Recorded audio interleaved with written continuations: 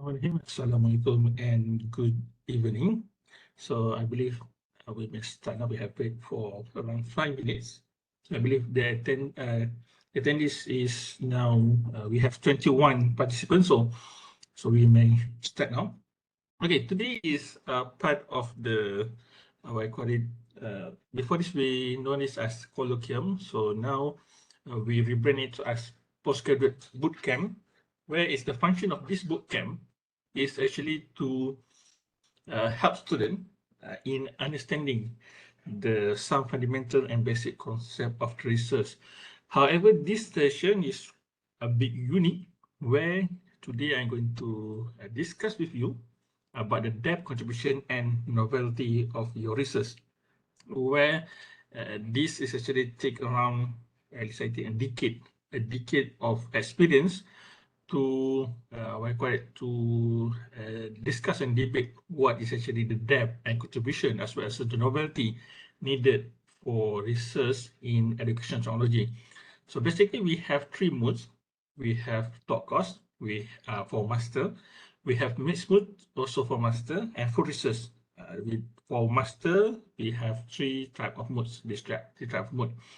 While for PhD, we just have only one mode, which is full research. So I'm going to show you what is actually the expected depth and contribution of each mode. Okay, basically, this is the basic structure of research in our field in educational technology. It might be also applicable to some of you that might be not from educational technology.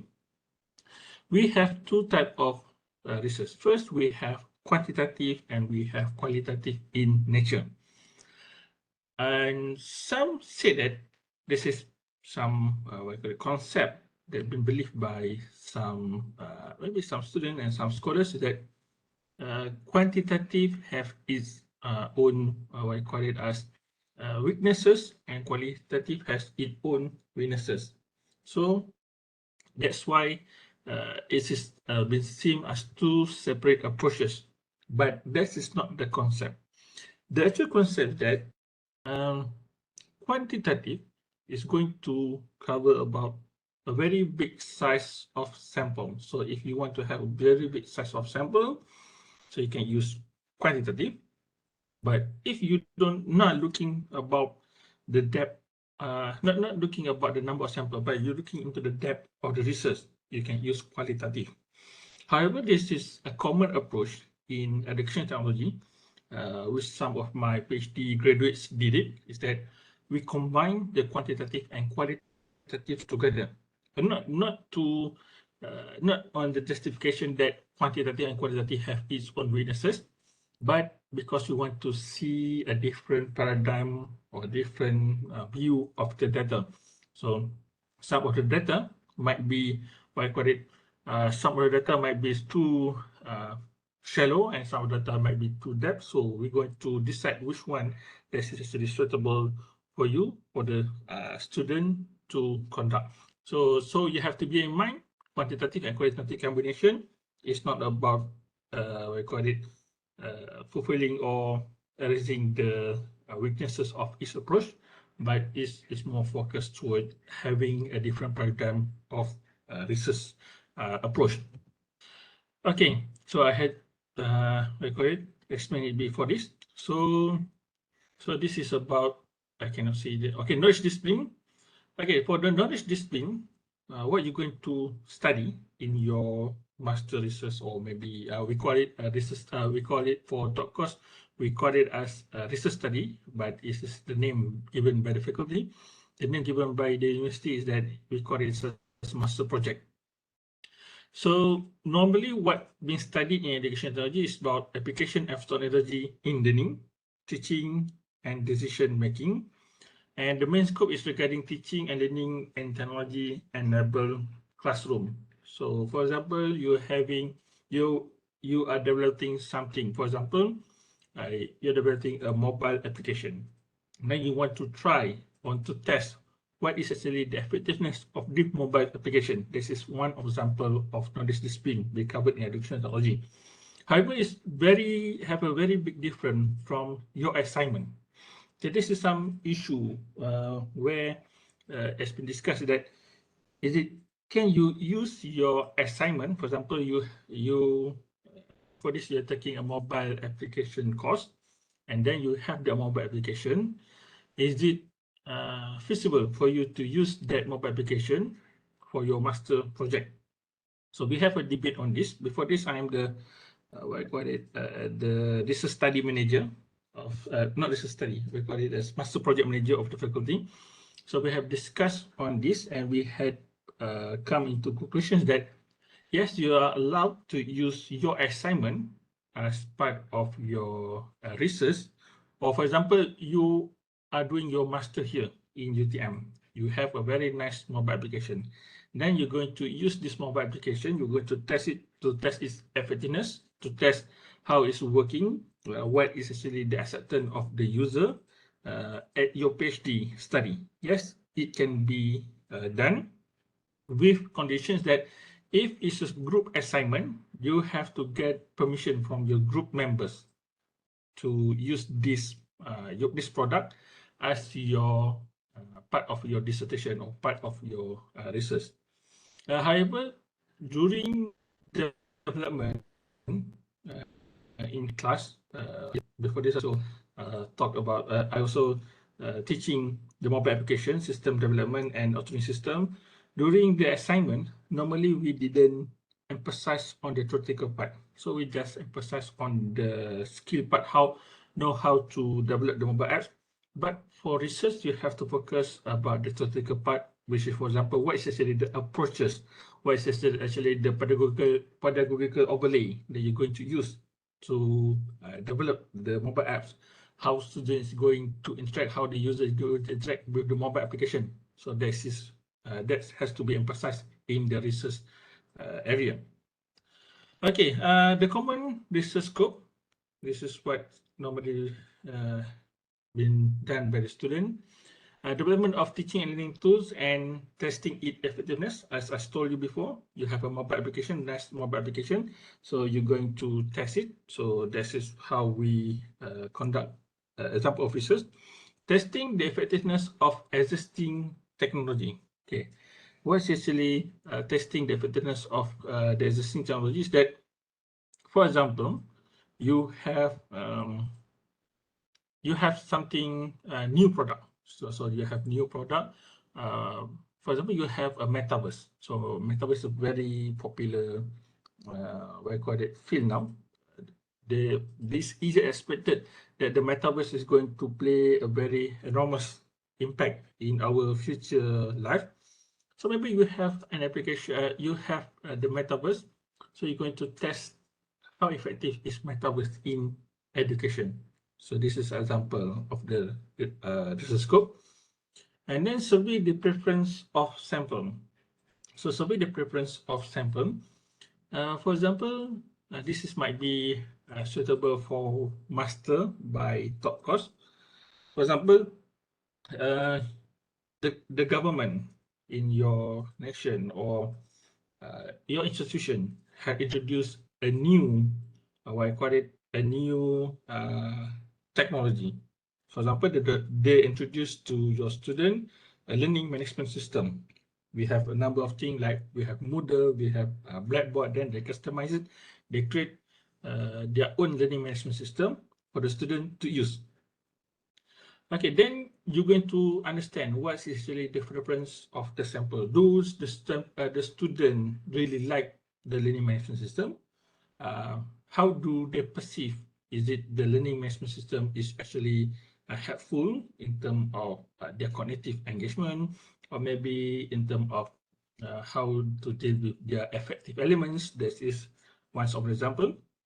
Then we have this survey the factor that lead to decision.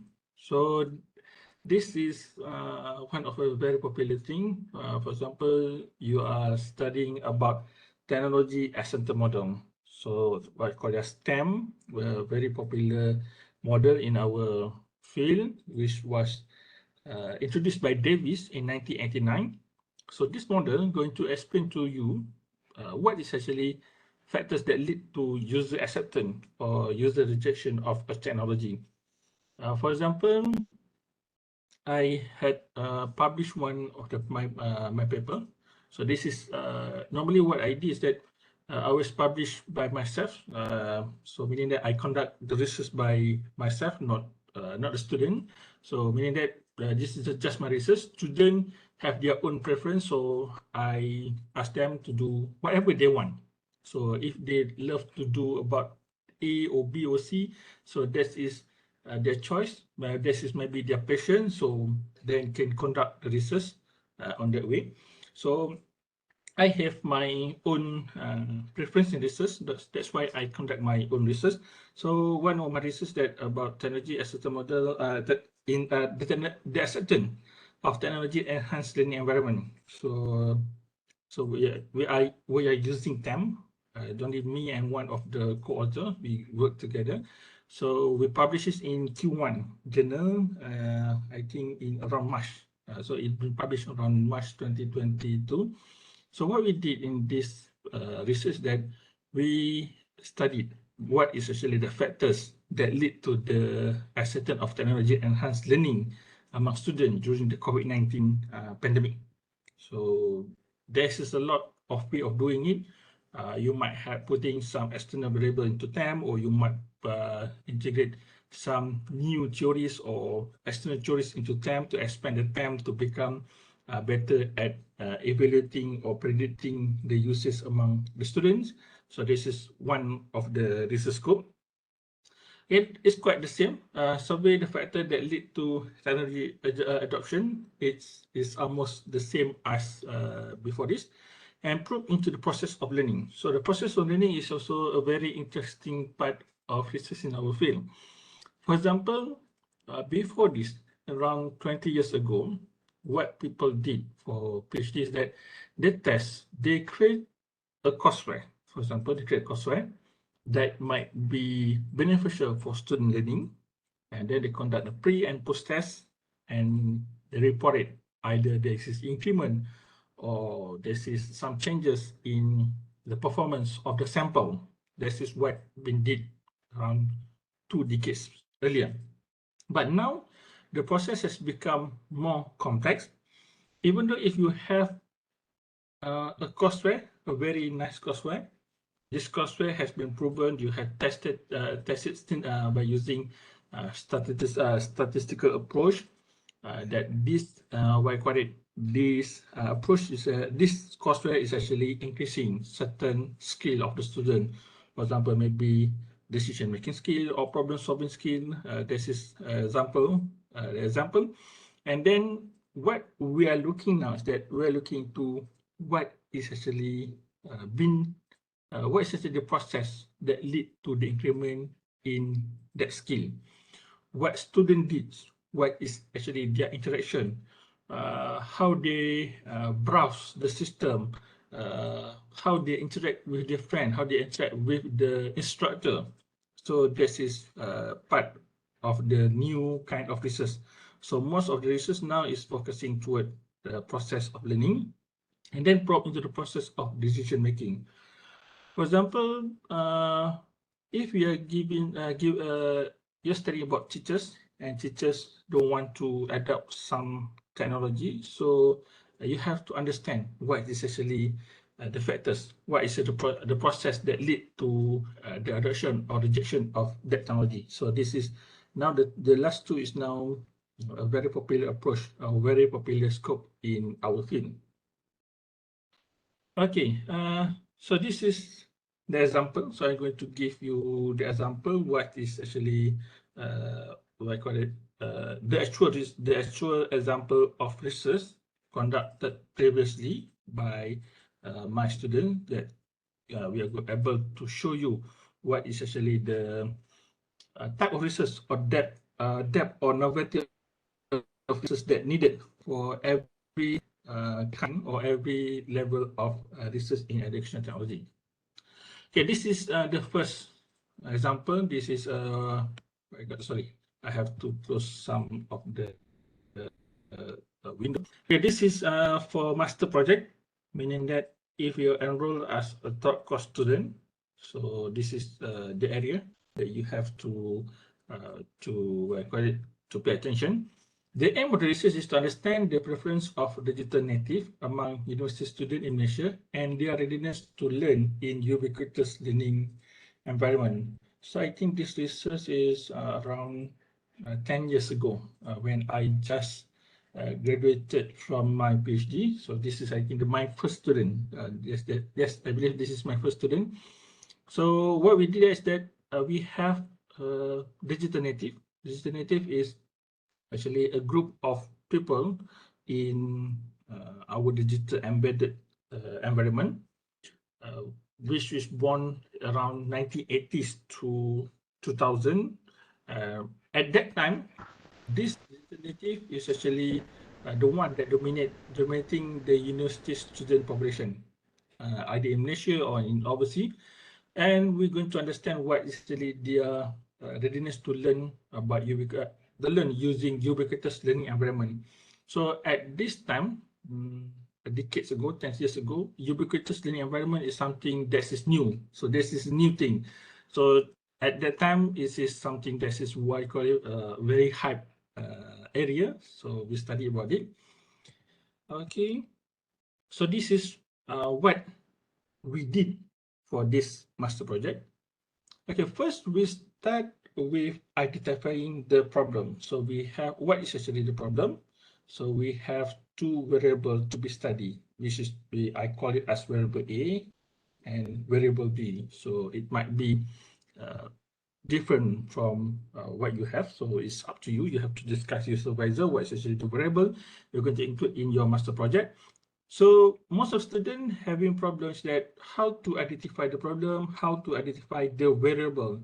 So the answer is that it cannot be from your experience. Yes, you have experience. Maybe you are a teacher or you are a lecturer at your university for this. You have a lot of experience dealing with students and you believe that students have this kind of, what you call it, situation or this kind of difficulties in learning. However, it is not a very, what you call it, a valid justification for you to conduct research. So normally what we did, we have to explain what is actually the motivation behind the research. What we have it, we got it from literature review. So you have to read the literature, you have to read the papers that have been published. Normally, I ask my student to look into Scopus and Web of Science, but for master project research, is acceptable for you to look into Google Scholar. But for higher level, it should be Scopus and Web of Science, so you can identify the problem. And then you have to adapt an instrument. So the instrument also we identify it from the literature review and conduct the survey and conduct data analysis. And then we have the result. And the result, what is actually the contribution of the result is that it's contribute toward the literature review. The literature, meaning that there is some, what I call it, some gap in the literature. So this master project able to fill some gap in the literature. This is how it works. And there are two things that is important for master projects that you must have inferential and descriptive statistics. For quantitative, you must have inferential and descriptive statistics. And it's okay, just you can just use SPSS. We are not expecting you to use AMOS for master project. And the sample size, it must cover a district within suitable sample size. So meaning that you, for example, you conduct your research in Johor Bahru, where it's a district in Malaysia. So you must cover the whole district, and the minimum sample size is normally 200. So this is for master project by using survey approach. And the third important thing is that it must have reliability and validation. Without reliability and validation, for this when I was the research study major, a lot of students fail their research study because they don't have the reliability and validation data. Okay, this is the first example. The instrument is questionnaire, so it's okay. You can only use questionnaire, just one instrument. There's no problem at all. But the output must be inferential statistic test output. Okay, then this is the second example. Okay, this is a different from the first one, where the first one is about survey.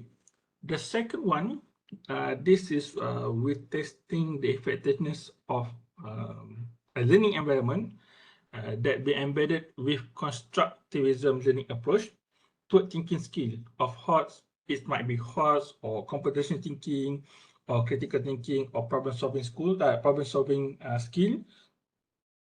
And this research design is experimental. The first one, this is survey.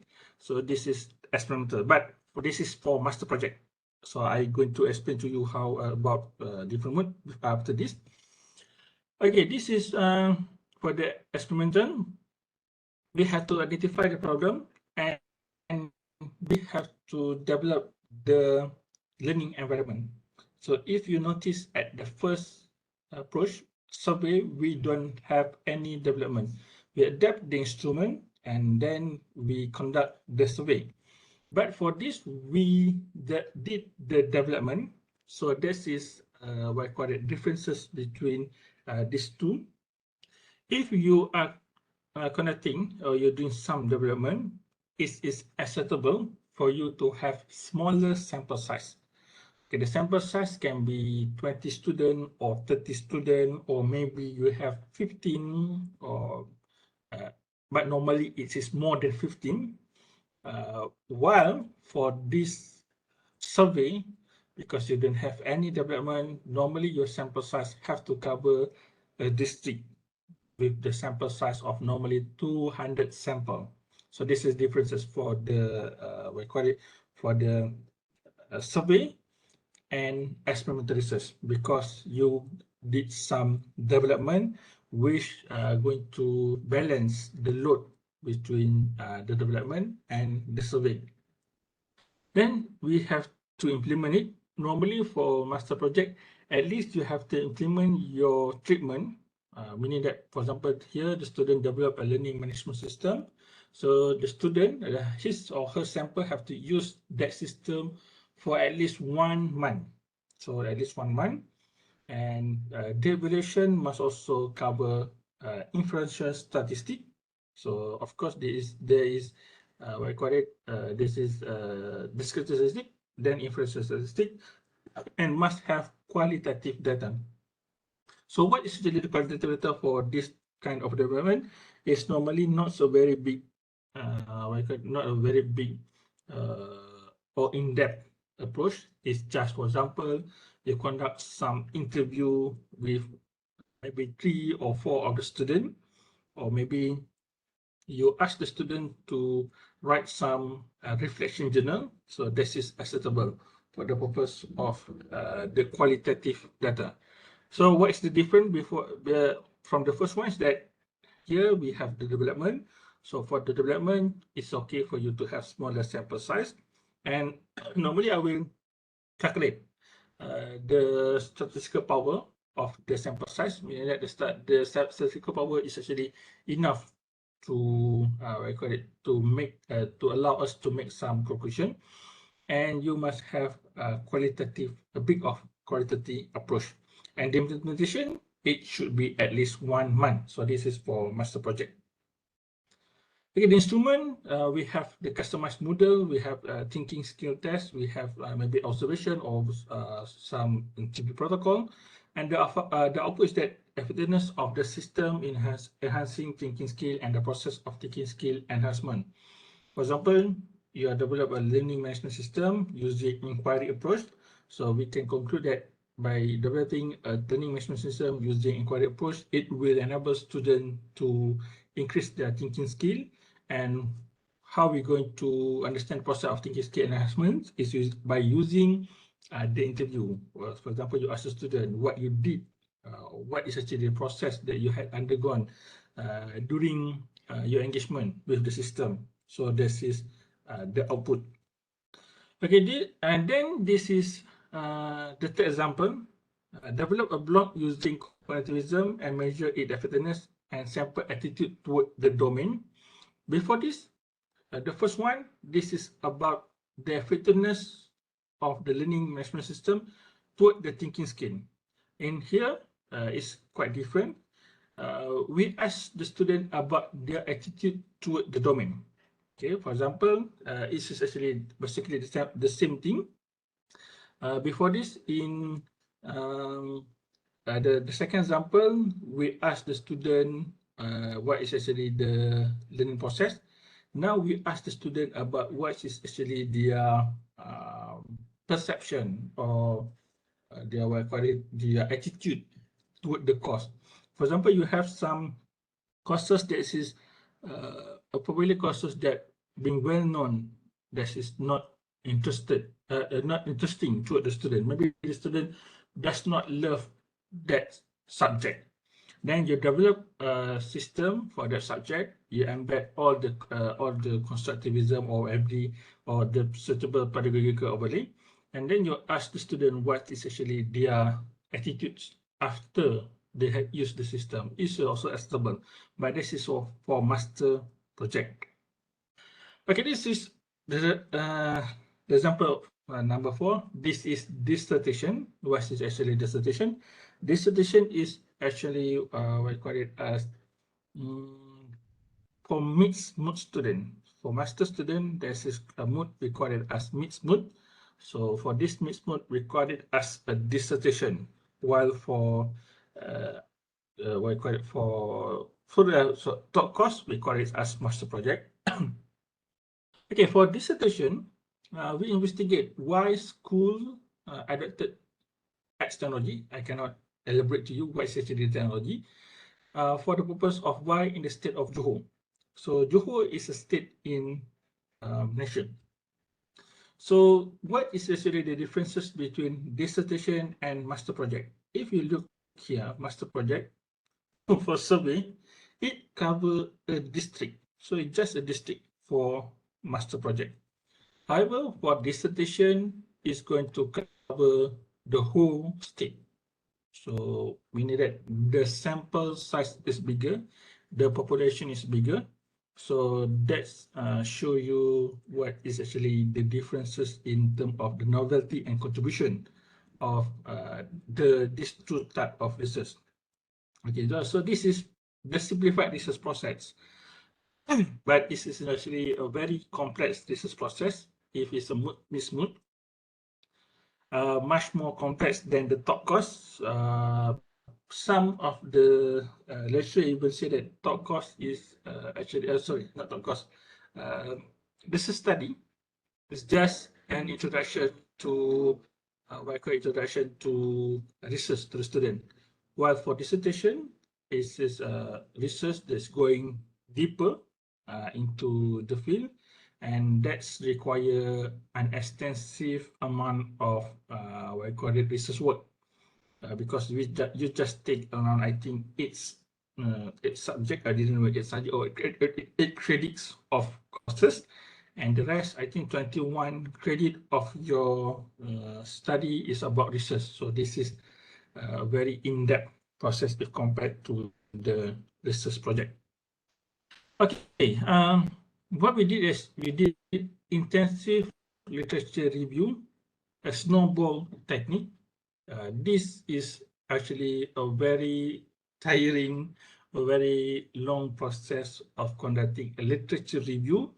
And after the snowball, we have factor A and factor B. This will be identified from the literature. And we identified from the literature also, we identified some problem. And the problem is said to be solvable by using technology as a certain model. So, or using model of technology as certain.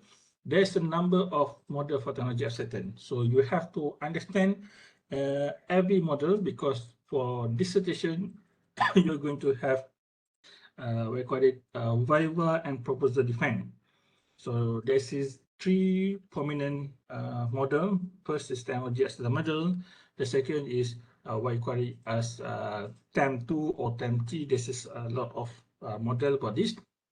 And the third popular one is UTAUT. Uses of technology. Uses. I didn't remember what I said the full name. Uses of technology as certain and what is it? Didn't remember the whole thing, but we call it as Untitled. This is 3 popular models, so you have to understand why you use model A or model B or model C. So because that is going to be asked in the Viva session. So this is the research gap. And then we have to figure out how to merge the two factors and model. So we have this factor A, factor B, and we have the model. So you have to go figure out how to merge. How to merge is also a very big thing because some of the model is not be able to be integrated. So it's quite difficult for you to integrate it. And you have to find the instrument. And for dissertation, instrument must be by pioneers, meaning that who is actually the leading figure in this field. Or is it, if you are using TAM, technology assisted model, the major figure, the one that introduced the model is Prof. Davis. So you have to read the Davis work. If you are using Untitled, Untitled is actually the expansion of TAM did by Davis PhD student, which is Venkesh. Both of them are Prof. Venkesh and Prof. Davis. So if you are using Untitled, you have to get the instrument from Davis. So it must be from the pioneer. If you compare it to the master project, you just have to adapt the instrument. And for the master project, it is acceptable to use instrument that is not from the pioneer. Maybe this is an instrument from someone that did the research in 2022. So you take the instrument, you adapt it, you test the reliability and validity, then this is acceptable for master project. However, for dissertation, so you must get the instrument from the pioneer himself. So this is the novelty. So you figure how to merge the two factors, you figure out the instrument, and then you adapt the instrument to become a new instrument because you might have a different problem here. So this is your novelty. And what my student did is that, what we did is that we use WinStep. So if you are asking what is actually WinStep, it's part of Rush model. So using Rush model for the purpose of reliability and validity. Before this, if you are looking at this master project, we just put the reliability and validity. What we did for the validity, normally we ask the expert, two experts, what is actually their opinion about the instrument. The reliability, we are normally using the Alpha Chromebus. This is for master project for top course. But for dissertation, we go deeper. We are using Rush model. For PhD, this is a different one. I'm going to explain it to you later. And then we survey the sample. The sample size is the state, the whole state. So for example, do you cover the whole state? You have to cover the bigger number of population. Against, if we compare to the master project, it just cover a district. With minimum sample size around 200. But for this, normally we did. I think we did around almost 400 sample for this. And the data analysis, we use this descriptive statistic. We use regression and correlation model test. We make a regression model test. For regression model test, you have to understand what is actually the model or the type of test you're going to use. Is it a linear? Is it a multiple regression? Or what's this kind of regression? You have to understand it. Then we come out with regression model, and then this model is going to be the novelty of the research. So for dissertation, novelty is very important. How to merge the two factors or model, how to develop the instrument, how to test the reliability, and the output. This is the novelty needed by the dissertation. So normally this is what we call as the novelty. So this is the novelty. So for dissertation, you have to look into this kind of novelty. Okay, the output is regression model. Novelty, yes. is produce something that's quite novel for this master project. The novelty is normally it's okay if you don't have any visible novelty for master project, but for dissertation you have to have this novelty. Okay, then this is the fifth example. This is thesis for master. What is actually the difference between dissertation and thesis? Is that thesis is for full research master mode. So if you're taking master and you are choosing full research mode, so we call it as thesis. The product is a thesis. If mixed mode, we call the product as dissertation, and for master project, we call the product as master project report. Okay, for the thesis, to understand how thinking skill develop using online learning environment among university students. So this is one of my master for research student. Now I think he, now he is a lecturer in a polytechnic in Malaysia. And for this dissertation, before this he is teacher. After he graduated, he become an what I call it PPD officer, or what I call it as a district educational district officer in one of the district in Malaysia. So this is been sponsored. This student been sponsored, and this student also been sponsored. I think he is using My Master. So My Master is quite linear, meaning that you can work at any institution after you have graduated.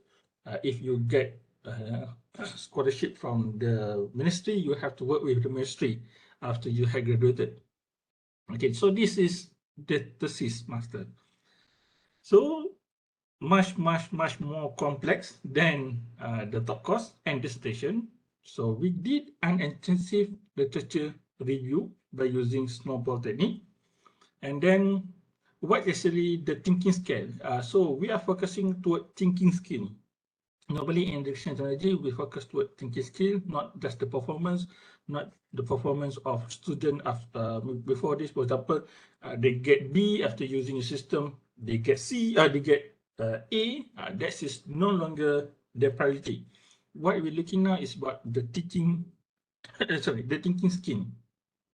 So what is the thinking skill needed? We identify it from the literature review.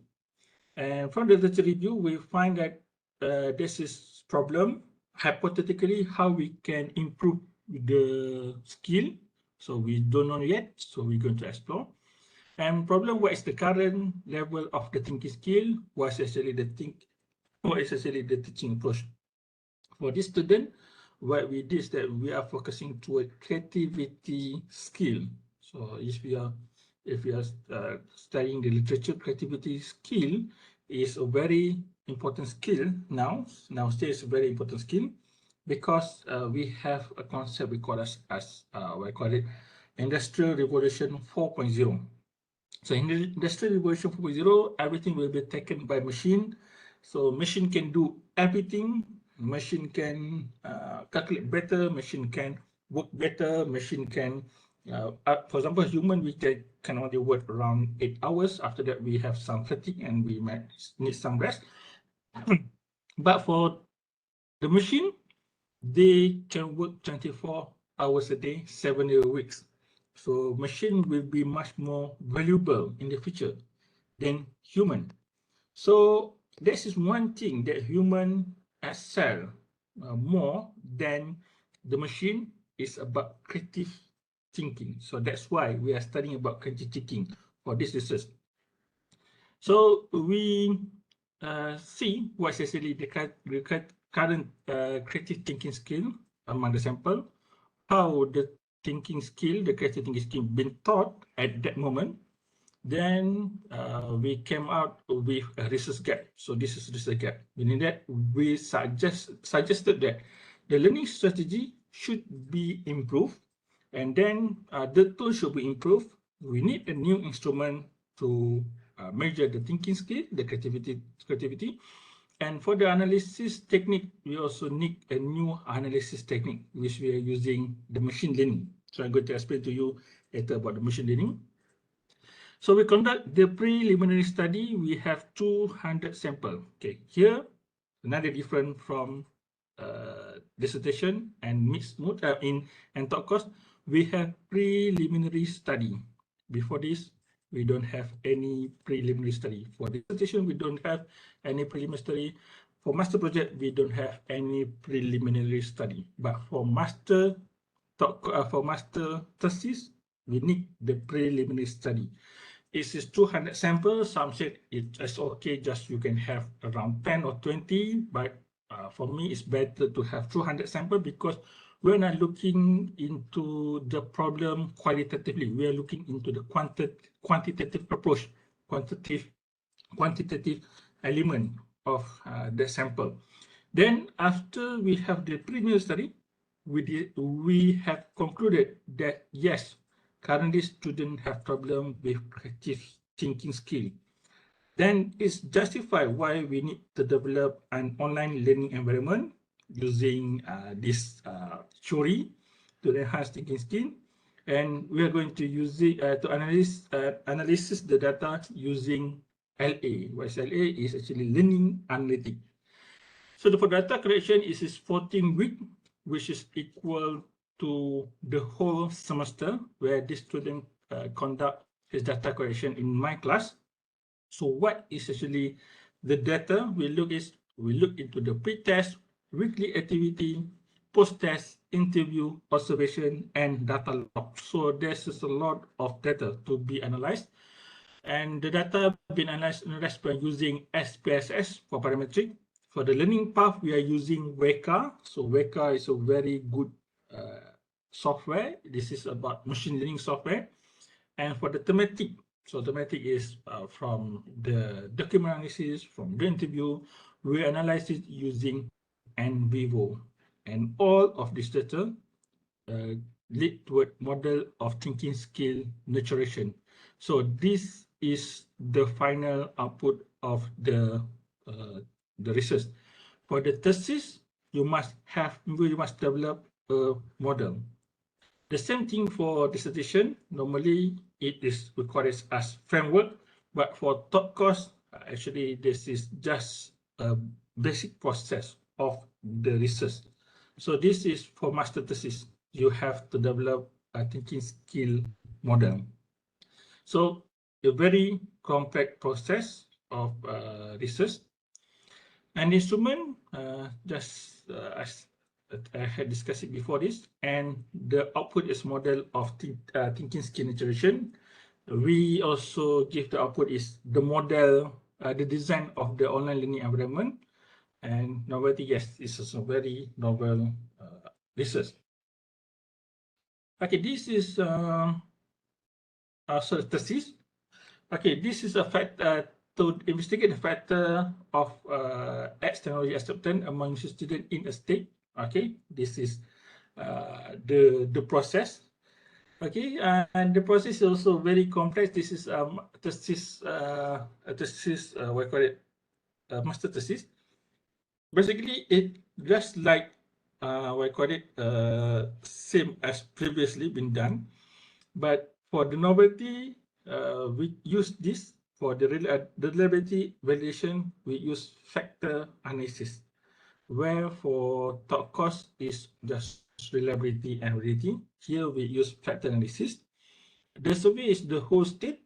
The data analysis, we also produce regression model.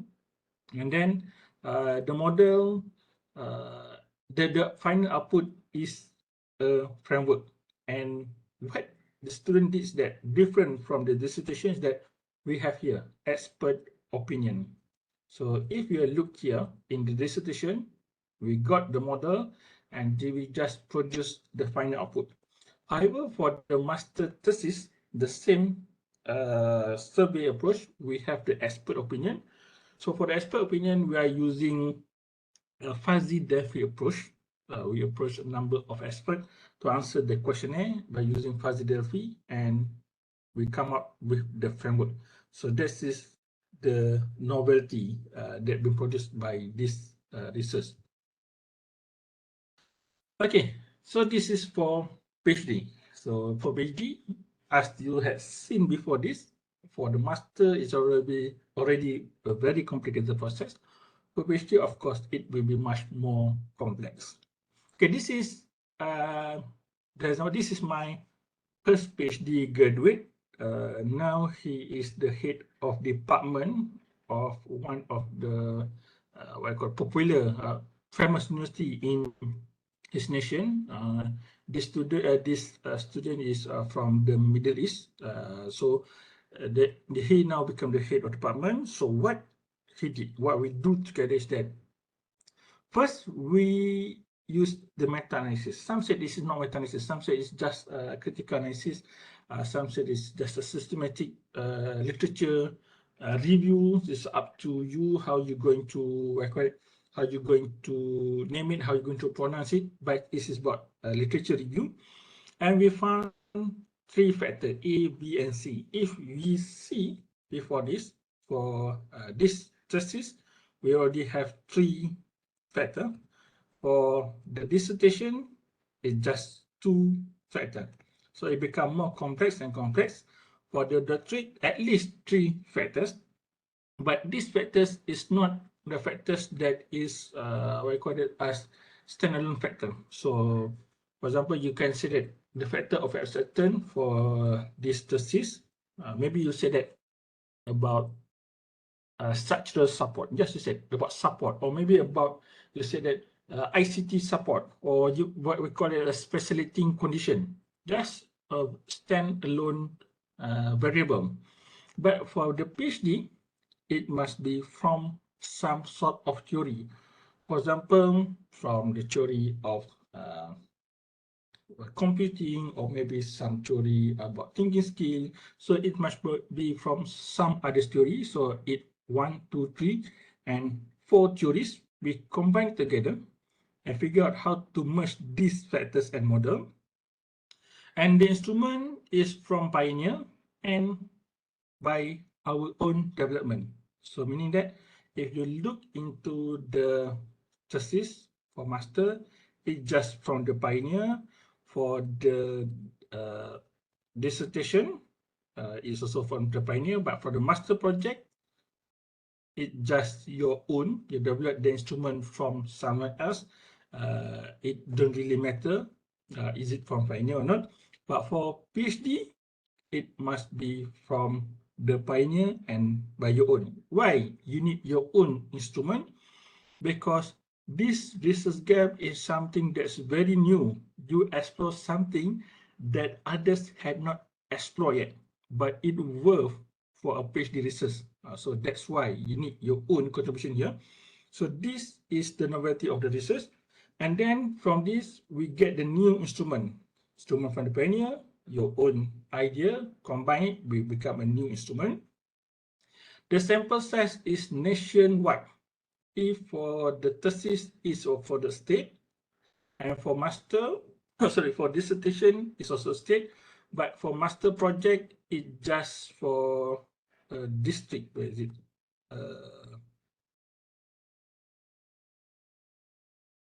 Yes, just for a district here.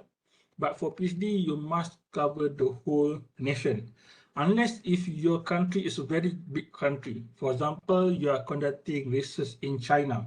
China is a very big nation. If compared to nation, China is a very big nation. So in this case, it is acceptable for you to cover a certain region of China. For example, you are looking into the west side of China, or the southern part of China, or the northern part of China. Yes, if your nation is very big. Or for example, maybe for if you are coming from Indonesia. So Indonesia, this is what I call it, a nation that they have a lot of islands. So the geographically is a unique nation. So you can cover the sample from certain part. For example, you're going to cover not the whole nation, but maybe from Sumatra, or maybe you're going to cover a sample from Java Island. Right? Of course, Java Island is big. You have the West Java Island, East Java Island, but for PhD, you have to cover the whole Java Island. This is not necessarily for you to cover the whole Indonesia, because Indonesia geographically, they also have some province in Sulawesi. Also, this is quite difficult for you to cover the whole part. Or maybe you're just doing it in Sulawesi. So the Sulawesi might be at the east part of Indonesia.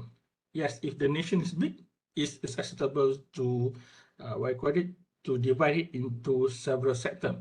But normally for nation that might be not in island form, maybe they don't have any island, maybe just one combined part of territory. For example, Malaysia, you can cover both in the peninsula and East Malaysia. There's no problem. You can go to Sabah and Sarawak. This is easily accessible. Or maybe you are conducting in your nation. For example, you are from Saudi Arabia, or in Saudi Arabia. This is easily accessible, or can be the distribution of the city is quite close together. So it's quite close together. It is highly suggested for you to cover the whole nation wide. But unless if you have some unique geographical area, and then yes, it's okay for you to divide it to several sectors. And in case of China, they have billion of population. So if the billion of population, you need so many samples to be covered if you're using the Krejci Morgan. So it's quite difficult for the researcher to cover the whole part. So that's why it is acceptable to divide it into some some zone or some sector. And for the data analysis of this doctorate research, we're using MOHD. So before this, if you look into this thesis, we're just using SPSS. But for for PhD, we are using MOHD. We're using CFA, we're using fuzzy Delphi, and we're also using descriptive statistics. But this is, I think, around 5 years ago. We are using CFA. Now, we no longer just using CFA. You have to come up with the measurement model. You have to come up with the structural model. And even you have to come up with your moderation and mediation model. So that's how the research has expanded. So we come up with the model, and then we have the expert opinion. The output is new, model. So this is the novelty. So this is the novelty first. This is how to merge the factors, then to produce the new instrument, and finally to produce the new output. Okay, this is, I think, the final example. This is by using case study. Okay, so this is actually also quite a complicated process. Okay, this is by using case study. Before this, we are using survey. So for the case study, we have to identify all the gaps. What is actually the thinking skill needed? What is lack in the current practice? How we can solve all the problem? This is by using literature review. Normally, we use synthesis metric technique. And what is actually the pioneer works? You have to study what the pioneer did, and we identify the research gap. After we have the research gap, we articulate a new model, new online learning environment, new pedagogical approach. We create something new that has not been tested yet. Hypothetically, we say that this can solve all of this problem. Then we give the student to use it. We have the instrument. We conduct the reliability and validity. However, the cost of Moodle production is more than 12,000 ringgit. At the moment, it's more than 12,000 ringgit. However, this student is lucky. At that time, I have an active research grant where I have my own Moodle platform. So he used my Moodle platform. So I create some separate accounts so he can use my hosting, my hosting server for his research. So this saved the student around 12,000 ringgit cost of development. So the need for development, the development skill, how to develop the model, how to customize the model. I taught the student, I showed the student how to do it, so he able to do it and able to save that 12,000 ringgit. Okay, then this is the second part of the. This is the first part, and this is the second part. Okay, we put multi-angle camera. We have 5 cameras, and this student is really lucky. This is, I think, my second PhD student. I also have the third PhD student, but I didn't manage to put it here in the PowerPoint. All of these PhD students use the instrument, use the required tools from my research, so that I have the camera, I have the audio recorders, and I have the model. So he borrowed it from me for all these tools, and he able to make the observation, interview, and record, document the model for him. And all the video and audio being analyzed into thematic analysis. However, there's something you have to bear in mind. For qualitative research is normally taking you longer time to analyze it. So this research is totally a qualitative research. So the analysis, the thematic analysis take around 1 year. So around 1 year, after that, student able to come up with all the data, and we'll check the data depth, we conduct all the triangulation, then we come up with new model. So we're using purposive sampling, and the data collection is 9 month data collection. First, we did it for 6 months. Then the student said that he want to enrich the data. I said, okay, it's okay, no problem. You can enrich the data. So he went to another school for another 3 months. So the total is 6 months. So to get the data saturated, and finally we have this output. So this is a very big contribution. And now the student is now a lecturer in one of the popular university in Malaysia, one of the top university in Malaysia. So he did it, and this is something that is very worthy, you see, because he used all the skill that been gained from all this intensive research to create his what I call it thinking about research. And then after that, he applied for research grant, what I call it as FRGS. FRGS is a very competitive research grant in Malaysia. So he made some improvement on his PhD work. So all of this work, he improved it. He embed new theories and to come up with a new what I call it, a new research. But basically, it been fundamented from his research work, and he able to secure that grant. And he secured that grant, I think, in the first or the second year of his working as the lecturer. So he able to get a very competitive grant in Malaysia by using the experience conducting this research. So the novelty, of course, is extremely high. So I should have another example, but I didn't have the time to put the example from my third PhD graduate. So basically, this is how the process is happening. So you have to understand what is actually your contribution to the body of knowledge. In Viva, what we really want to know is that first, how did you conduct this research? And second, that what is actually the novelty of your research? This is very important, because if without novelty, it's very difficult for us to decide either your research is worthy for a PhD or not. So to award you a PhD, we must first understand what is actually the novelty. So I had shown to you what is actually the novelty look like.